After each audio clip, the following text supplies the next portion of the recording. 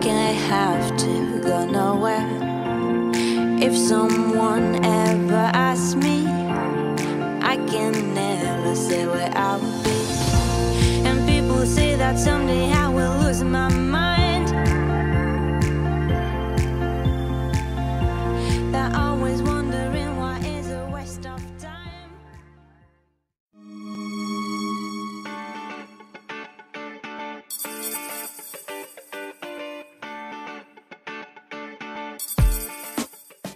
Bonjour Thierry. Bonjour. Merci en tout cas pour ton invitation. C'était avec plaisir. Ça me touche énormément. Donc pour ceux et celles qui ne te connaissent pas encore, présente-toi. Eh bien, je suis Thierry Graffagnino. Donc ça fait 40 ans que je suis dans ce métier de la pizza. C'est une vraie passion pour moi. L'expliquer, je pourrais même pas le dire. Ouais. C'est comme ça, faut pas chercher. C'est comme ça et depuis une quinzaine d'années maintenant je fais des concours. D'accord. J'ai fait des concours puisque j'ai arrêté maintenant. J'ai obtenu 3 titres de champion du monde. J'ai aussi, on m'a aussi attribué la Cornichon d'or qui est une sacrée récompense du côté de Naples. J'ai été vice-champion du monde à Ercolano à côté de Naples pour le Best World Pizza Champion. Sacré palmarès. Oui, j'ai fait beaucoup de compétitions et aujourd'hui j'arrête et je me consacre plus maintenant à mon travail de consultant et à aider aussi les autres par l'intermédiaire de mon forum et puis j'accompagne l'équipe de France aussi parce que la compétition ça reste quand même un petit peu Oui. dans le sang, hein, cette adrénaline, cette préparation, ça faut se transcender, c'est vraiment un moment où on donne tout quoi. Exactement. Et c'est des moments que je pense qu'on retrouve vraiment que dans le sport quoi pratiquement, de sport de haut niveau. Pizzaiolo, tu définis ça comme un sport aussi? La compétition, oui. Oui. Le pizzaiolo lui-même, non, c'est pas un sport. Là, on serait plutôt un peu dans le côté militaire maintenant, Oui. parce que on travaille dans un laps de temps très court et il faut être très très organisé. Et si on a oublié de se préparer dans un domaine, et ben forcément, on a du mal à faire un service, quoi. Oui. Donc, il faut aller travailler très très vite et pour travailler vite, toujours une grosse organisation, quoi. Donc du coup, qu'est-ce qui t'a poussé à t'emmener dans cet univers de la pizza? Il y a un petit peu ma grand-mère sicilienne, je D'accord. pense. Ouais. Je suis né là-dedans, hein, donc une famille italienne, c'est toutes les odeurs de sauce tomate. D'ailleurs, tous les voisins en avaient après leur femme, hein, parce que chez la voisine, ça sentait toujours meilleur. Ouais. Et puis, j'ai traîné dans toutes ces odeurs depuis que je suis tout petit, quoi. Ça t'a marqué? Oui, ça m'a beaucoup marqué. Et puis bon, la pizza, comme on voit sur cette pizza au maître, c'est convivial, quoi. C'est le partage, C'est le partage, et voilà, quoi. Et la pizza, c'est tout ça. D'accord. Donc du coup, tu as arrêté la compétition, c'est ça? Maintenant tu Oui, fais à un autre moment chose. donné, il faut aussi. Tu savoir formes des un gens, petit c'est stop. ça? Oui, je fais de la formation et puis c'est surtout mon travail de consultant où je vais aussi bien aider des restaurateurs, des gens novices dans le métier ou alors carrément des grosses entreprises comme je l'ai fait avec des grands groupes qui avaient 500 restaurants par exemple et sur toute la planète. Hein. Je vais les aider à améliorer leurs produits, à gagner plus d'argent, mais toujours dans la qualité. D'accord. Et j'ai une autre partie où je vais aider aussi des industriels à se développer, à vendre plus, à sortir des nouveaux produits, des nouveaux fromages, des nouvelles tomates. J'ai créé mes propres farines. Donc Tu touches voilà. un peu à tout en fait. Oui, tout ce qui a attrait à la pizza, c'est mon D'accord. domaine. Et tous les jours, étant en contact très proche avec tous les pizzaiolos, puisque sur notre forum, on a des gens du monde entier, hein, Oui. forcément, je sais quelles sont leurs attentes. Et les industriels, ça, ils ne le savent pas, hein, généralement. Hein.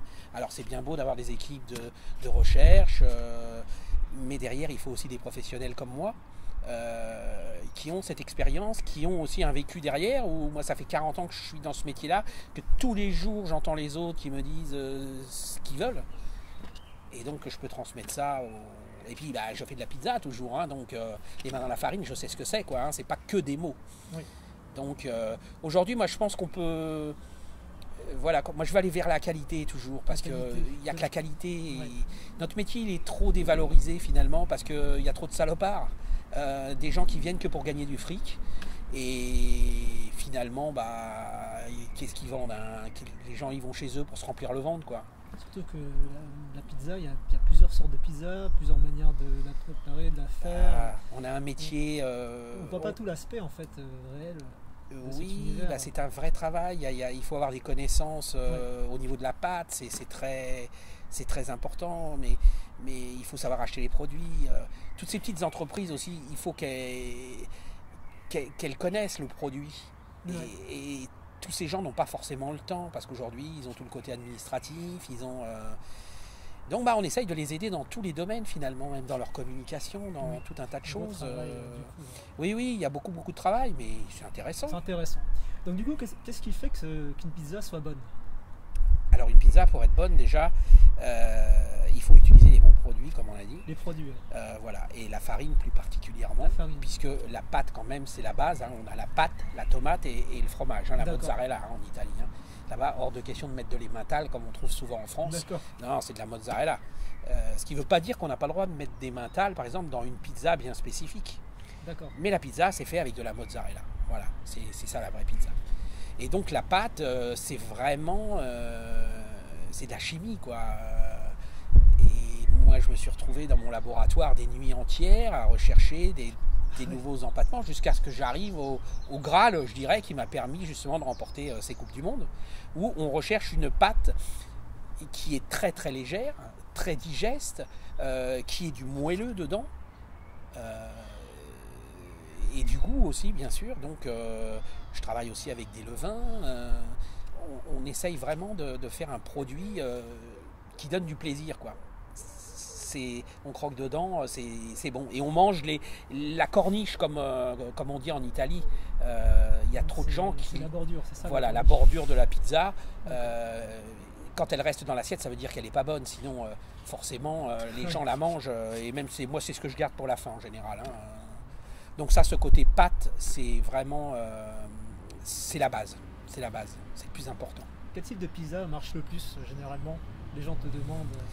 Alors, on a eu, et d'ailleurs dans beaucoup de restaurants encore aujourd'hui, c'est les fameuses reines, 4 fromages, c'est les pizzas un peu, que je dirais, voilà, qu'on connaît tous, assez traditionnelles. Oui. Mais aujourd'hui, on a un marché qui s'ouvre aussi sur autre chose. Les gens font attention à leur santé, donc la pizza salade ou avec des bons ingrédients, ça fonctionne très bien.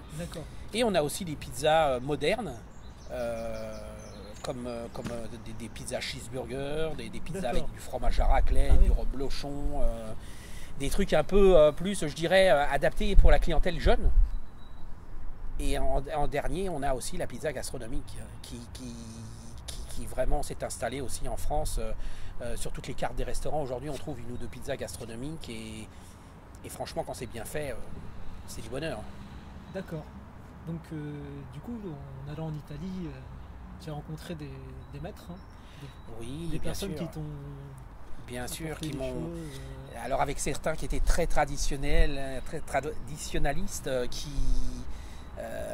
pour eux la pizza c'est comme ça, comme du côté de Naples, tous les Napolitains en général, la pizza ça se fait que d'une seule manière.